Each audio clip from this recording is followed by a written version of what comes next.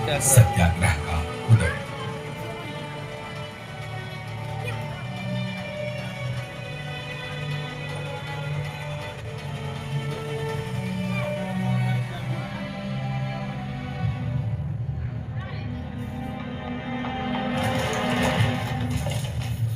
भेदभाव और रंग द्वेष के जो कड़वे अनुभव महात्मा गांधी को दक्षिण अफ्रीका में हुए थे, वो आगे चलकर उनके जीवन उद्देश्य का मूलाधार बने। अपने साथ हुए अपमानों से उभरकर उन्होंने वहां के भारतीयों को पीड़ा से अवगत कराया, जो दशकों से नस्लवाद से जूझ रहे थे। वर्षों की वकालत, अहिंसा तथा शाकाहार के प्रयोग और टॉल्स्टॉय जैसे महानुभावों से हुए संवाद ने भी बापू के मन में सत्याग्रह की सोच को सींचा।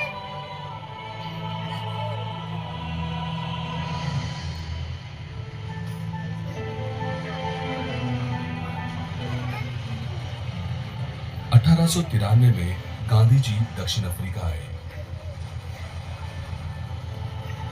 और अगले एक दशक तक वकील और स्वयंसेवी के रूप में उन्होंने वहां कार्य किया। सिर्फ इन कार्यों के आधार पर वहां के असंख्य भारतीयों की पीड़ा को सरकार तक पहुंचाना लगभग असंभव था। इसलिए वर्ष 1903 में उन्होंने अपने वकील मित्र हेनरी पोलक तथा पत्रकार अल्बर्ट वेस्ट की सहायता से एक अखबार इंडियन ओपिनियन की शुरुआत की। इस अखबार का उद्देश्य लोगों को अपने मौलिक अधिकारों से अवगत कराना और उन पर हुए अत्याचारों को सरकार तक पहुंचाना था।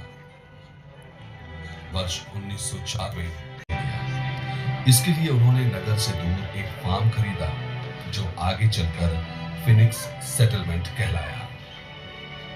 केवल एक महीने में गांधी जी ने अपने समर्थकों की सहायता से प्रिंटिंग प्रेस को फिनिक्स में स्थानांतरित कर दिया, जहां प्रेस कर्मचारी संयमित जीवन व्यतीत करते हुए अखबार छापने का कार्य करते। साथ ही वे खेती करके अपने लिए अनाज भी उगाते, जिससे इंडियन ओपिनियन को चलाने वाले खर्च में भारी कमी आ गई। बापू की यह अनोखी पहल सामुदायिक जीवन की गुणवत्ता का श्रेष्ठ प्रमाण है, जहां यूरोपीय एवं भारतीय मूल के लोगों ने आपसी सहिष्णुता, समर्पण और भाईचारे की नई मिसाल कायम की। फिनिक्स से ही विश्व के पहले सत्याग्रह का उदय हुआ, जब सैकड़ों भारतीयों ने एशियाटिक अमेंडमेंट एक्ट नामक काले कानून के खिलाफ आवाज उठाई।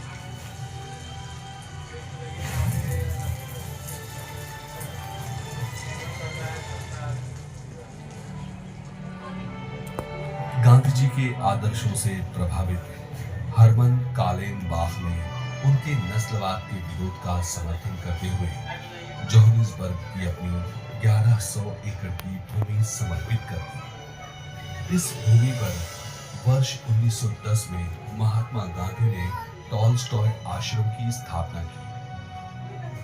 टॉल्स्टॉय आश्रम में सभी सत्याग्रहियों के साझा आवास के लिए 2 इमारतें बनाई गई थी, एक पुरुषों के लिए और दूसरी महिलाएं और बच्चों के लिए। खेती के लिए एक बड़ा भूभाग निर्धारित किया गया, जिसके साथ एक विद्यालय और सुधारी तथा जूते बनाने जैसे कौशल एक अनुशासनपूर्ण दिनचर्या का पालन करते थे, ताकि उनमें भौतिक वस्तुओं के प्रति अलगाव उत्पन्न हो सके।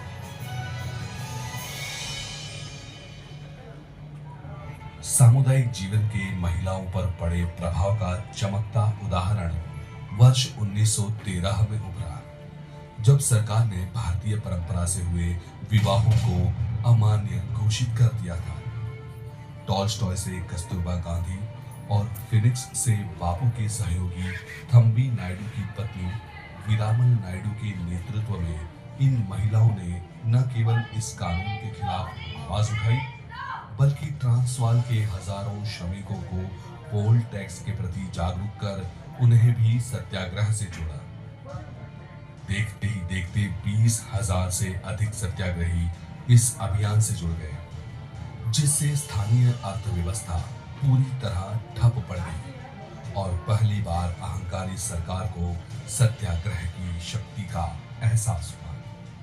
मजबूर होकर सरकार ने इन अमानवीय कानूनों पर एक जांच समिति का गठन किया, जिसके फलस्वरूप दशकों से अन्याय और अपमान झेल रहे भारतीय सही मायनों में दमन से मुक्त हुए। 8 वर्षों तक चलने वाला ट्रांसवाल सत्याग्रह औपनिवेशिक दमन के जवाब में सत्य